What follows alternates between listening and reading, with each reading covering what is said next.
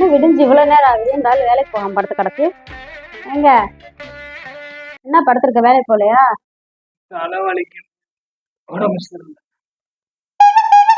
காசு ஏதாவது போடவா? மாசம் பறந்துருச்சு. ஆள்காருக்கு வேற 1500 தரணும். நாளைக்கு வந்து நிற்பாரு. உனக்கு என்ன, அவனுக்கு தான் தலைவலிக்குதே, நீ தூங்கு. சிலிண்டர் வேற அப்பயும் எப்பயும் இழுத்துக்கிட்டு இருக்கு. உனக்கு என்ன, உனக்கு தான் தலைவலிக்குதே, நீ தூங்கு.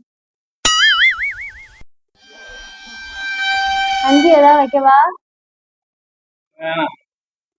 அரிசி வேற 1 கிலோ கூட இருக்காது.